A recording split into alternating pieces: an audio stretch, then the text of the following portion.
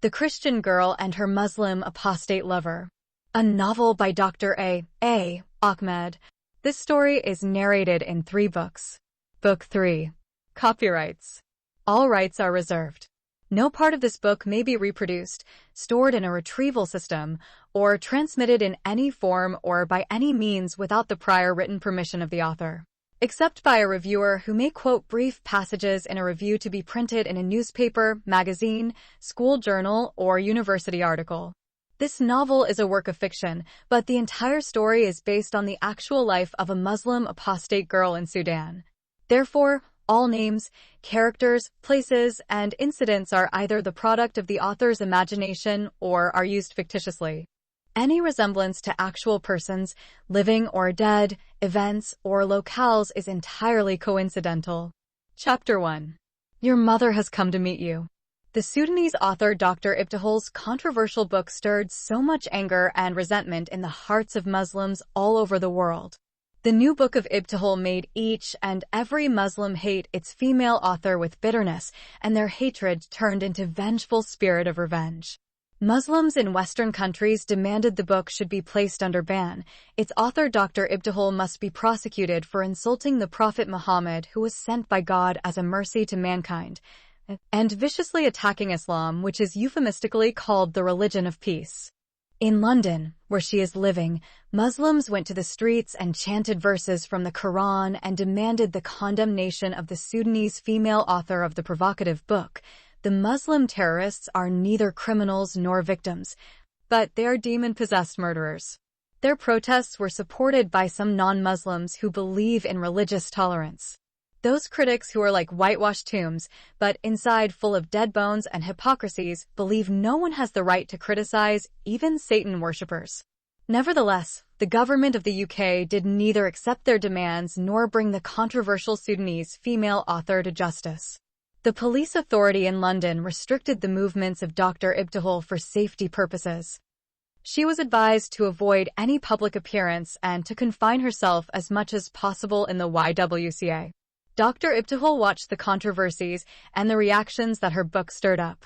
She saw on the TV many Islamic clerics being interviewed and heard their negative comments on her book.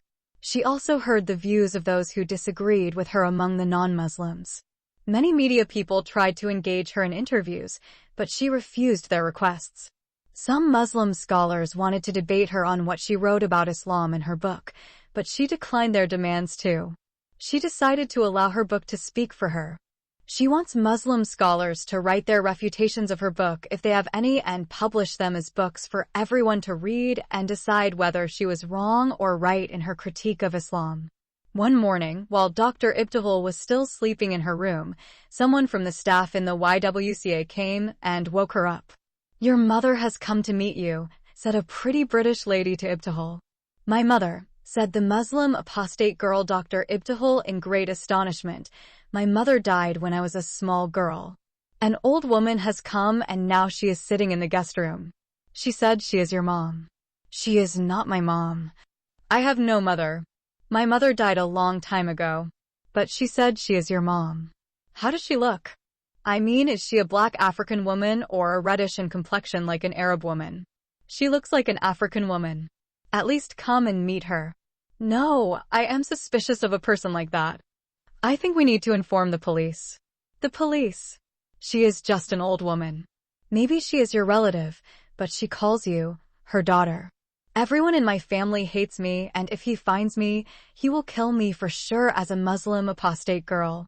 "Do you want me to tell her that you don't want to see her?" "Don't do that. She may harm you and harm other young women in the YWCA. I am sure this is a Muslim female terrorist who has come to kill me."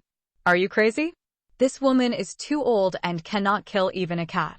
I must call the police myself." "Don't do a crazy thing like that." The frightened girl Ibtihal ignored the overconfident British lady, picked up the phone and dialed 911. "Yes, this is the London police. I am calling from the Young Women's Christian Association. I have a visitor whom I am suspecting she has come to kill me. She is an old woman who claimed to be my mother." "I have no mother. My mom died when I was a child." "What is your name?" "My name is Ibtihal Taha Alamin. I am the Sudanese female writer who had recently authored the controversial book that created uneasiness among Muslims. I see. Now I know who is talking to me. But do you think the woman may have some explosive device with her? I don't know. Have you seen her? I have not seen her yet. She may have something dangerous concealed in her bag or beneath her clothes. She is waiting to meet me in the guest room. Okay, some police officers will be there soon. Stay away from her until the police arrive at the YWCA. Are you serious about your complaint? Asked the British lady who came to inform Ibtihal about the unwanted female guest. Yes, I am serious. I don't think anyone would come to visit me at this hour of the day. I have no friends or relatives in London. Now I am also scared to go back to her. Just stay with me here until the London police come. Shortly after her complaint, Dr. Ibtihal heard the YWCA Centre administration started to announce Code Black for a bomb threat. The London police had already contacted the front desk of the YWCA and reported the serious complaint they had received from one of the girls. The authority requested every female resident to stay in her room until further notice. 10 minutes later, the YWCA authority announced that every female resident should try to escape out of the building. It happened to be that the Women's Center is located on the first floor of the building. Therefore, the Muslim apostate girl Ibtihal and the British lady with her have broken the window and jumped out of the room. They landed safely in the street. When Dr. Ibtihal came out, she found the street was full of cops and a fleet of police cars. Even some ambulances and fire trucks were there. She had been told by the police officers to go far away from the building. While Dr. Ibtihal was moving away, she felt as if the ground beneath her had opened up and a huge explosion occurred. It was immediately followed by two powerful explosions. The building that she just left minutes ago went crumbling down like a skyscraper wrecked by a powerful earthquake. While Dr. Ibtihal was escaping, a few pieces of shattered glass and bricks hit her. She fell twice, but she managed to stand up and continue to run for her dear life. Some people collided with each other and fell in the street. The cops too ran away. The quiet street suddenly became a place of panic and chaos. People were running and screaming. A huge smoke and dust filled the atmosphere and buried everyone inside. Dr. Ibtihal was breathing with difficulty while she was still trying to emerge out of the dangerous zone. She was moving aimlessly. She was trying to run as far as she could to escape the terrorist attack on the YWCA. While she was running, she understood that she was the main target of that cowardly terrorist attack. She prayed to God that no one would be harmed or get killed because of her. After running for half an hour, Dr. Ibtihal realized that she had reached a safe place and became out of danger. She stopped and sat near a store. It was still early morning when she stopped running and sat down to rest. Chapter 2. The Aftermath of the Terrorist Attack on the YWCA. The Islamic terrorist attack on the Young Women's Christian Association killed 50 residents and wounded over 100 persons, including police officers. Among the dead, there were 36 girls from the Women's Center. The damage that was caused to the YWCA building and the surrounding buildings was estimated at over $1 billion. The attack had targeted the Sudanese female author Dr. Ibtihal, but instead of the main targeted controversial female writer, many other innocent people were killed, and many more got seriously injured. Even so, the controversial female author's wise decision of informing the police prior to the attack saved the lives of hundreds of people living in that tall building. Most of those victims who got killed were female residents of the YWCA. The victims were those unlucky innocent young women who were trapped inside the premises because their rooms did not face any street. When they heard the bomb threat alarm and asked to escape for their lives, the Muslim terrorist woman was alerted as soon as she saw the female residents trying to escape out of the place. She thought the hated female author of the provocative anti-Islamic book was one of them, and hence she pressed the button of the explosive device that was attached to her body and took along with her the lives of many innocent girls of the Women's Center. The initial investigation of the police authority revealed that there were 2 cars loaded with powerful explosives parked inside the parking lot of the building. Those 2 cars had brought the entire building down when they exploded. Fortunately, the police authority managed to evacuate many of the female residents of the building just a few minutes before those powerful explosions had erupted. Most of the female victims were prevented from escaping when the building collapsed on them. Furthermore, the escape of the killed girls was blocked by the old woman. The police guessed that the old woman had a remote control for the cars and was connected to all 3 explosive devices that were placed inside the 2 vehicles and her body. The first investigation that held the police's attention is how those 2 cars managed to get inside the parking lot of the building, which was located in the basement. There was a security guard who was not supposed to allow any outsider's car inside the parking lot. There was a designated parking area for visitors outside the building. After checking on the identity of the security guard and his background and religious affiliation, some of those questions began to make sense. He is a British citizen of Yemeni origin and a Muslim. The police suspected that the security guard most likely had a hand in the terrorist plot. His body was not found among the dead or the wounded. Most probably, he escaped prior to the explosion. The police placed his photo in the media and requested the public to inform the police authority wherever he saw him anywhere. The police also managed to get some surveillance cameras that were located on other surrounding buildings. Those surveillance cameras revealed the photo of the old woman who entered the YWCA and pretended to be the mother of the Sudanese apostate girl Dr. Ibtihal. Her photo matched the descriptions of an African Muslim woman who came as a visitor to London a few days prior to the terrorist attack. The old woman was originally from Nigeria and came to London for medical treatment. Therefore, the anti-terrorist police of London apologized to that African woman when it appeared that she was in the hospital recovering from back surgery at the time of the terrorist attack. However, the police continued the search for the identification of that evil old woman. The body of the Muslim terrorist woman was found among the dead, but her face was totally disfigured, and her body was shattered into many parts due to the impact of the explosion. The deadly terrorist attack on the Young Women's Christian Association alarmed the public in London of the danger associated with keeping the Sudanese female author Dr. Ibtihal in any residential area in the city. The police authority also knew that the controversial female author of the provocative book became a marked target for Islamic terrorists. They are not going to leave her until they take revenge on her for attacking their religion and prophet. For that reason, the Department of London Anti-Terrorist Police requested the UN office to move the Sudanese controversial female author to another country and preferably out of Europe. The UN office promised to try to send her for resettlement to another country, but that depends on whether any country will be willing to accept her. Meanwhile, the British Police Authority transferred Dr. Ibtihal to protected custody on the outskirts of London and kept her new location hidden from the public and media. A few days after the terrorist attack, the Yemeni security guard was arrested while he was trying to escape from the UK. The British police found a huge amount of money in his possession. When he had been harshly interrogated, he admitted his involvement in the terrorist attack on the YWCA.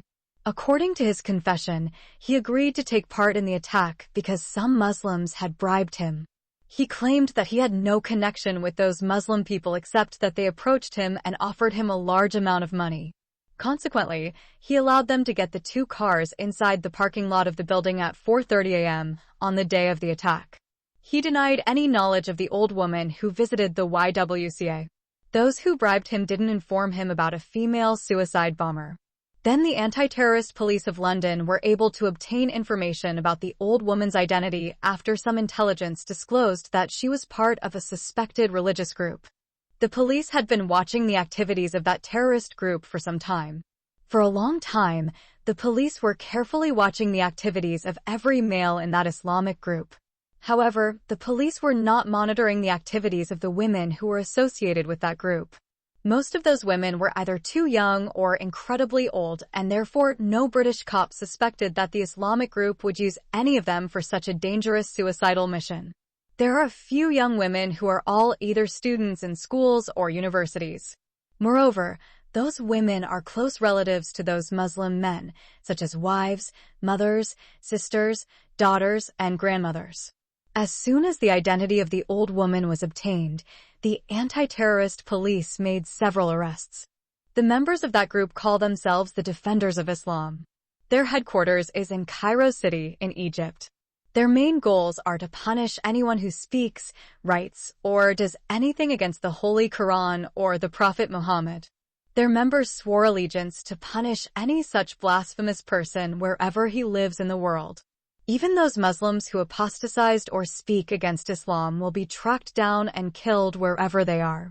The police interrogations had revealed that the defenders of Islam planned the attack after they knew the whereabouts of the so-called provocative female author of the controversial book.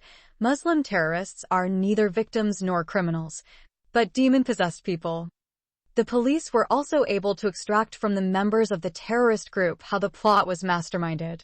First of all, the group came to know the place where the Sudanese apostate woman Dr. Ibtihal was living through the media. Then they contacted the Muslim security guard. The British Yemeni man agreed to allow them inside the building if they would pay him a certain amount of money. After that, the Islamic terrorist group drew two plans. The first plan was to kill the evil female author Dr. Ibtihal through the old woman who volunteered to blow herself up along with the accursed Sudanese apostate woman who authored the provocative book against Islam, which included abominable blasphemies against the Holy Quran and the Prophet Muhammad. The terrorist group also plotted to destroy the entire building of the infidel Christian girls if their first plan wouldn't work. They stationed a couple of terrorists outside the building with remote controls. The old woman was supposed to phone those two Muslim men and inform them if she could not able to meet the provocative female author. They anticipated that the Sudanese girl Dr. Ibtihal might suspect her visit and therefore inform the police of London. The old woman contacted the outside terrorists and told them about the delay of the Sudanese apostate girl. Then she called again and told them that the YWCA Center Authority suspected her visit and announced an alarm bomb threat. The terrorists told the old woman to carry out her sacrificial mission as soon as she would see the infidel female residents were trying to escape. When the outside terrorists heard the first explosion, they pressed their remote controls and exploded the two cars that were stationed inside the parking lot in the basement. Then those two Muslim terrorists were arrested and interrogated by the police. They had revealed the details of their cowardly terrorist attack from A to Z, which targeted the controversial female author of the provocative book who happened to live in the YWCA. Chapter 3. The opinions of the critics on the controversial book of Dr. Ibtihal. The ex-Muslim girl Ibtihal Taha Alamin spent 1 month in a small house in the countryside on the outskirts of London City. She stayed by herself all the time inside a small room in a farmhouse. The house is owned by an old white husband and his Christian wife who are tasked by the police of London with the duty of the protected custody of their female guest. The old man is a retired cop. The couple is paid by the police of London for their custodian service they are rendering to the Sudanese girl. They are also paid for supplying their guest with food and her other daily needs. Dr. Ibtihal is restricted from venturing out of her protected custody. For a city girl like her in that remote farmhouse, daily life is awfully boring. There is nothing for her to see when she looks out of the window except cows and goats grazing on the farm. She could also hear the barking of dogs coming from another farm. Every now and then, she saw a frightened deer chased by a wild beast. She felt her life now resembled the life of one of those innocent deer. After the brutal slaughter of her dear lover, the late Dr. Samir, she became all alone in a hostile world that is infested by dangerous Muslim terrorists who are demon-possessed, and the devil is using them to terrorize those who disagree with them. She knew and understood that she was destined to be on the run for the rest of her life. The Muslim terrorists deprived her of her freedom and forced her to live underground. Why do Muslims kill the person who forsakes their Islamic religion or criticizes their Quran and Prophet? Why don't they allow those who disagree with them to live? Ibtihal knows that Muslims inherited that narrow mentality from their fanatic prophet who murdered those who criticized him. No followers of other religions kill those who criticize their religious books or the founders of their faiths. Luckily, in that isolated farmhouse, Dr. Ibtihal has a small TV in her room. She spends most of her time watching the TV and following the developments of the terrorist attack on the YWCA and the never-ending protests of the outraged Muslims against her supposedly provocative book. She became surprised to hear some Muslim leaders interviewed on some TV programs saying that her controversial book did not include a reference to a single authentic hadith of the Prophet or cited one single verse from the Holy Quran. According to them, the stories and hadiths of the Prophet Muhammad that she included in her provocative book were fabrications and additions done by the enemies of Islam. Those stories and sayings of the founder of Islam are called by the Muslim scholars the Israeliyat. By that they meant, those false stories and hadiths of the Prophet Muhammad were created by the bitter enemies of Islam, the Jews, and they injected and hid them inside the Islamic authentic books. However, those leaders had not mentioned any particular story or hadith or explained how the Jews managed to trick the Muslims and added those stories and hadiths to their authentic books, such as Sahih al-Bukhari, Sahih Muslim, al-Tabari, al-Qurtubi, Ibn Kathir, Ibn Sa'd, al-Bihaqi, Ibn Hisham, among others. Al Jazeera TV interviewed some Muslim scholars or ulama of Al-Azhar al-Sharif University.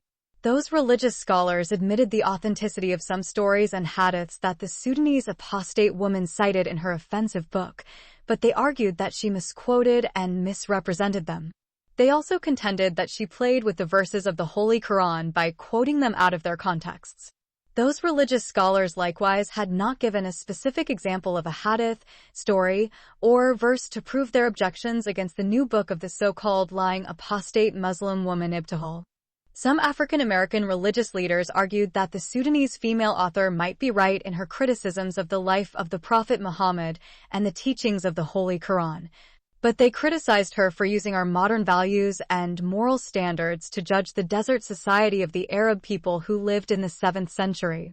To prove their points, they contended that in the near past, slavery was legal in the USA, and no one was socially condemned or legally prosecuted in those days by the law for owning slaves. But today, slavery is condemned legally and morally all over the world. Some feminists had also used the lack of women's rights in the recent past as an example to support their arguments against the controversial book of the Sudanese female author Ibtihal. According to those atheist feminists, in the past women were treated as inferiors to men and owned as animals and properties and abused as wives and prostitutes by their male counterparts. But today, women are equal to men in every respect. Dr. Ibtihal knew that those kinds of arguments could not be applied to Islam because Muslim women are still treated as lower than the animals. Moreover, the analogy used in such contentions runs the risk of refuting the teachings of the Quran and the hadiths of the Prophet Muhammad, which Muslim scholars throughout the history of Islam held as applicable to all times and all places. In addition, slavery has not been abolished in Islam and is not condemned by Muslim scholars until today. There is a huge branch of the Sharia called Fiqh al-Riq, or the science of slavery, which is taught until our present day in Al-Azhar al-Sharif University and many Islamic schools and colleges in the Muslim world. Furthermore, women did not and would not be likely to obtain their rights in Muslim countries, and any attempt to make them equal to their male counterparts will be contested by Muslim scholars and preachers as teaching going against the verses of the Holy Quran and the authentic hadiths of the Prophet Muhammad on women. In fact, Islamic law legally distinguishes between man and woman, Muslim and non-Muslim, and free person and slave person until this moment. Until now, the testimony of one man equals the testimony of two women in court, and the inheritance of one man equals the inheritance of two women. Besides that, the Sharia does not permit a woman to be a president, judge, imama, caliph, or lead men in any other way. According to Islamic law, a Muslim must not be killed for killing a non-Muslim such as a Christian, Jew, Hindu, and Buddhist, whereas a non-Muslim should be put to death for killing a Muslim man or a Muslima woman.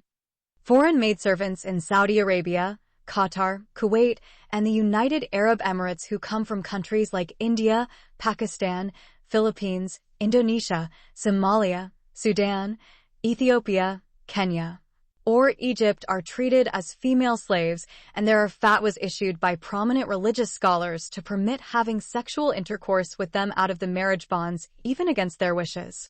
Therefore, the arguments of those African American scholars and Muslim feminists can hold good only if half of the hostile teachings of the Quran and the misogynistic hadiths of the Prophet Muhammad are discarded as inapplicable in our modern time.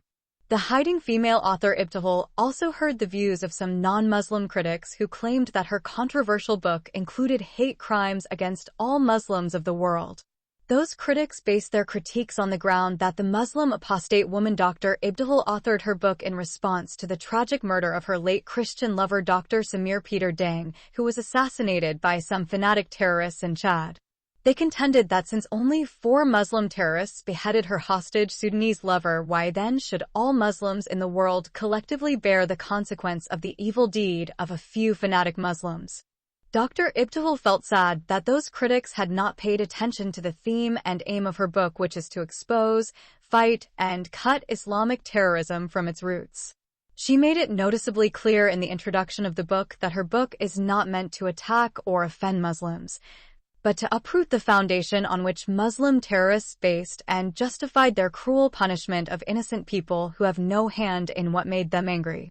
For example, she referred to the victims of the cowardly terrorist attacks on New York, London, Madrid, Paris, Athens, Bombay, and the many daily suicidal killings in Iraq, Syria, Somalia, Afghanistan, Pakistan, India, Nigeria, Libya, Sri Lanka, among others.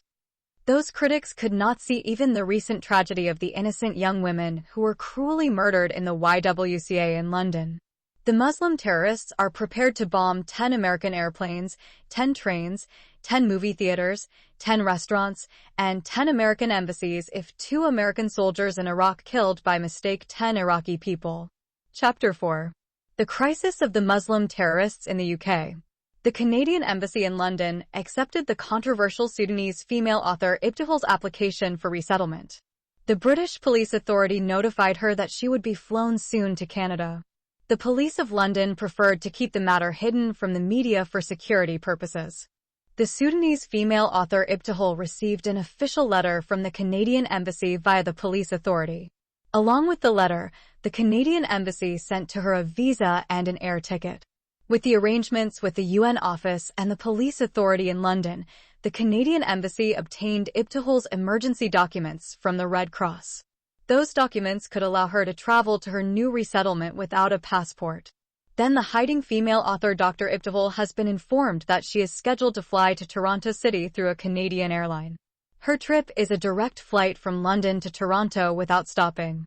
Unfortunately, a couple of days before Ibtihal is supposed to fly to Canada, something terrible has happened in the UK which turned the world upside down. The people in London have woken up on a Sunday morning by the disturbing news that some Islamic terrorists took over 500 people as hostages in one of the biggest hospitals in the capital city of the United Kingdom.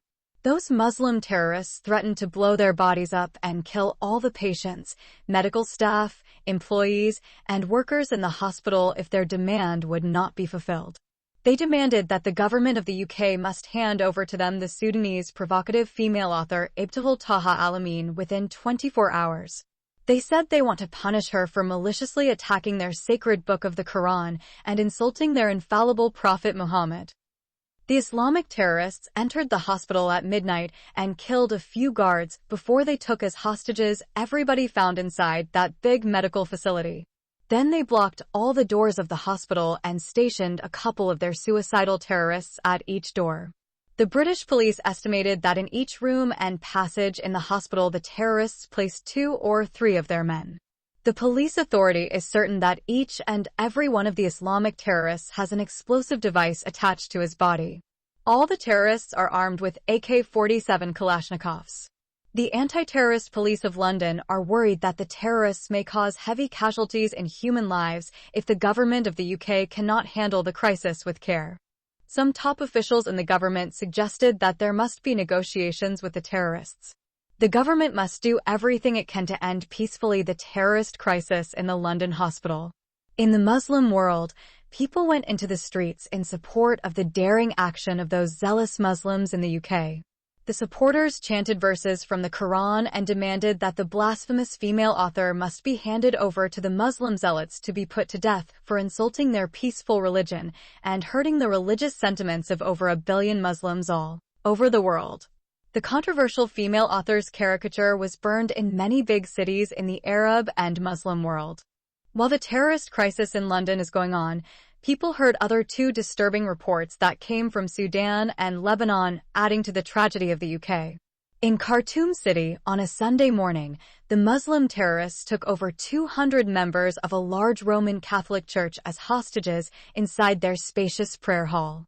In Beirut City, a Christian school that has around 700 students was seized by Muslim terrorists.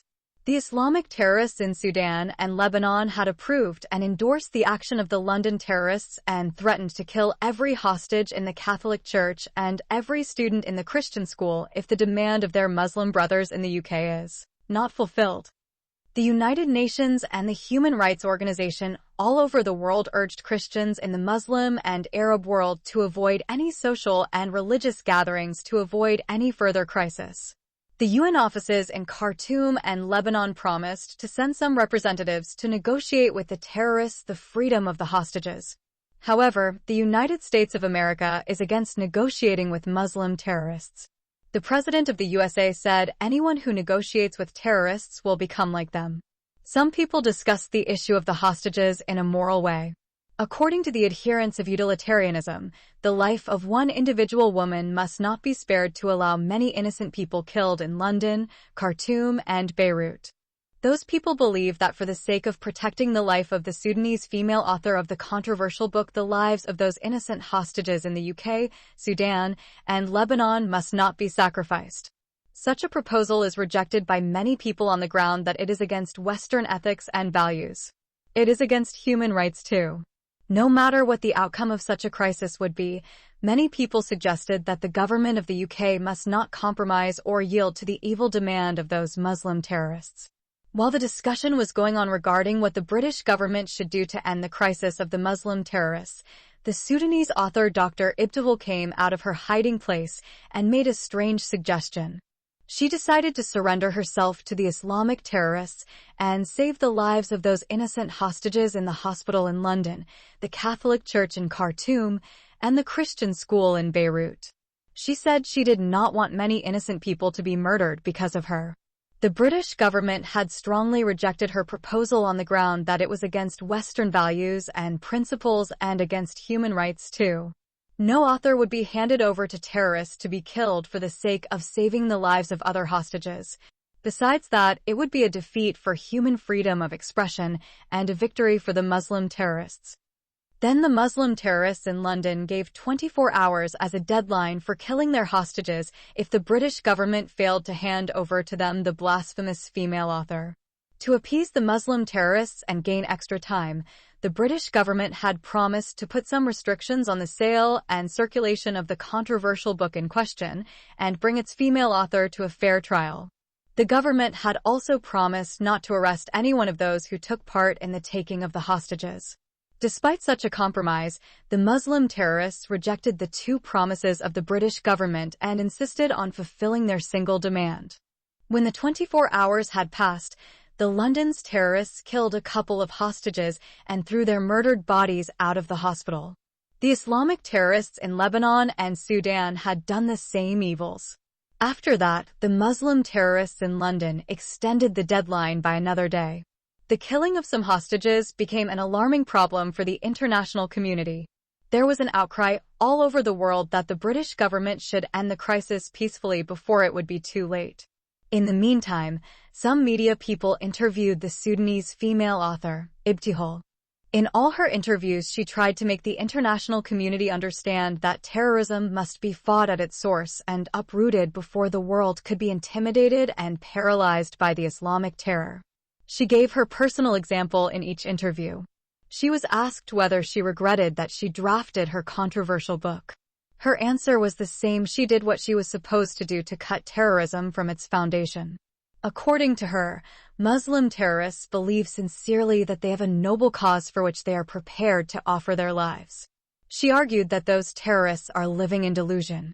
The Muslim terrorists are used as deadly tools by Satan to kill humanity and destroy themselves too. Unless the world makes Muslim terrorists see and understand the deception that they are victims of it, terror cannot be stopped. Some of the interviewers said to her that she is asking for the impossible. For them, her goals seemed to be unrealistic. They interpreted her goal as asking Muslims to forsake their religion or stop believing in parts of the teachings of their Holy Quran and the hadiths of their Prophet Muhammad. One of those who interviewed her happened to be a Muslim woman. She was one of those Muslim feminists who do not believe in most of the Prophet's hadiths that Ibtihal quoted in her controversial book. The Muslim feminist contended that Islam can be compatible with our modern time if it is interpreted in the right way. Dr. Ibtihal responded to her claim by saying that the teachings of the Sharia, which control and direct the lives of millions of Muslims all over the world, cannot give room to the feminists' arguments because their arguments contradict the teachings of the Quran and the hadiths of the Prophet of Islam. For example, on which religious authority do the Muslim feminists reject those unfavorable hadiths, which are considered by those intellectual Muslim women are teaching and encourage misogyny? How can the Muslim feminists stop a Muslim man from beating his disobedient daughter and the husband from striking his rebellious wife when the Quran in Surah Al-Nisa 4, verse 34 permits them to beat them? How can they stop a Muslim terrorist from implementing the verse of the sword in Surah Al-Tawbah 9, verse 5? Or the hadith of the Prophet Muhammad in which he said he has been commanded by God to kill anyone who refuses to bear witness that there is no God but Allah and Muhammad is the messenger of Allah. In fact, the Muslim apostate female author Dr. Ibtihal gave many examples to prove her point. Then the Muslim feminist told her that anything in the hadiths that permits violence is not from the infallible prophet of God Muhammad. Regarding the verses of the Quran that give permission to the Muslim terrorists to kill those whom they labeled infidels, the Muslim feminist said those verses were meant for the 7th century society. Again, Ibtihal asked her, who has given her the right or religious authority to say those verses were for the 7th century society and those verses for the 20th century Islamic community. The Muslim feminist interviewer could not give a convincing and satisfactory answer to that question.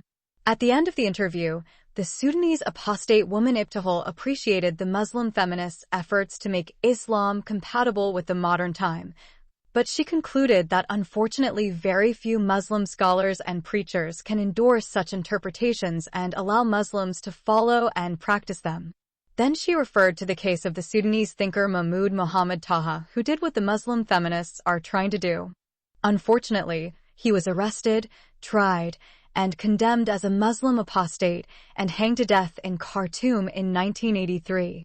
Even all the scholars of Al-Azhar al-Sharif University in Egypt had condemned Mahmoud Muhammad Taha as a heretical thinker who deserved to be killed as a Muslim apostate.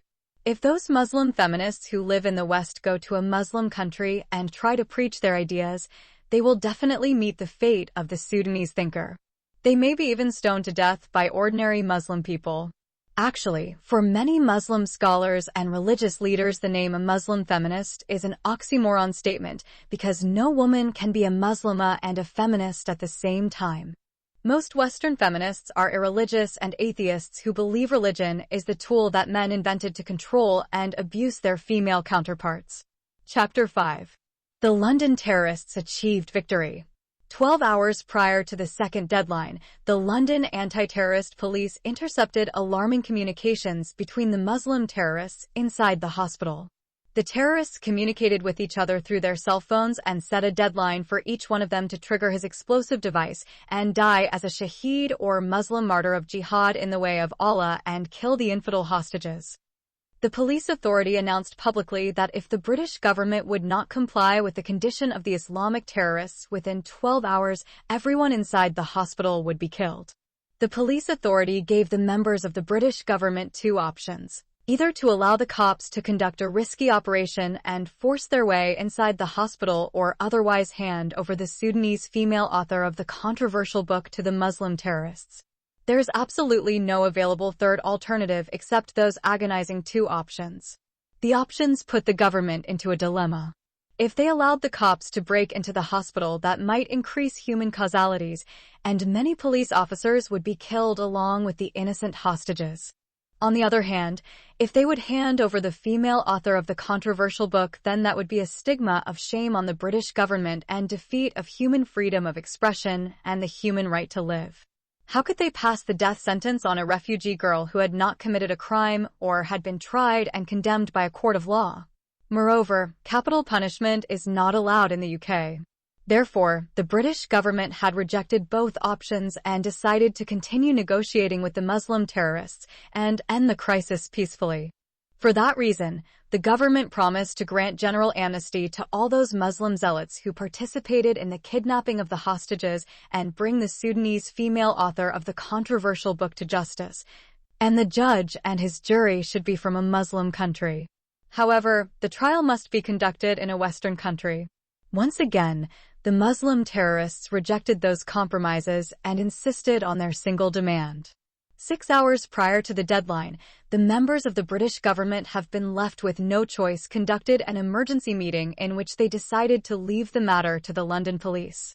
Accordingly, an official permission has been submitted to the headquarters of the police and given the green light to begin the attack. The Department of the Anti-Terrorist Police planned a risky operation. The percentage of it as success might be less than 20%.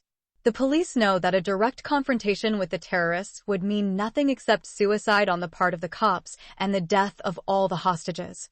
Besides that, there would be losses of over a couple of $2 billion in damage to the hospital equipment and buildings. There is one possibility before the cops, to throw tear gas at the main entrances before forcing their way inside the hospital. When the hospital building is filled with smoke, every water sprinkler would automatically switch on to extinguish the fire. That would lead to confusion inside the hospital, as everyone would be blinded by the tear gas. Then the cops should wait for a few minutes. If the Muslim terrorists would not trigger their explosive devices and explode their bodies, then the police officers should enter the hospital premises with their masks, protecting their eyes from the tear gas. The plan does not go beyond the cops entering the premises and trying to arrest the Islamic terrorists and free the hostages. The cops had been strictly warned not to try to gun down the terrorists. Shooting a Muslim terrorist who has an explosive device strapped around his body would mean hitting a bomb with a bullet. If such a mistake happened, then the cops would help the terrorists to carry out their evil deeds and kill the innocent hostages along with them. Notwithstanding, a couple of hours before the cops were supposed to carry out their rescue operation and before the terrorists were expected to kill their hostages, an unforeseen sudden breaking news had put a halt to both operations. The news was first broadcasted by the BBC World News and then picked up by CNN News and Al Jazeera Satellite TV. The news filled the hearts of millions of people all around the world with grief and relief. It is an opposing mixture of feelings like that of ambivalence. Many people wept and felt relieved at the same time. On the contrary, Muslims all over the world rejoiced and publicly celebrated the so-called good news. They considered it a divine intervention by their God Allah. The BBC announced that the controversial Sudanese female author Dr. Ibtihal had been shot and killed by a British police officer in her hiding place. The killer was one of those few police officers who made the arrangements for the author Dr. Ibtihal's secret accommodation in the protected custody. When he was interrogated, the officer admitted his crime and said he did it to save the precious life of his beloved sick mother, who is bedridden in the same hospital where the terrorists are holding its patients as hostages. The assassin police officer videotaped his crime to prove to the Muslim terrorists of London that he fulfilled their demand. He made a speech on a videotape and uploaded it on his page on YouTube.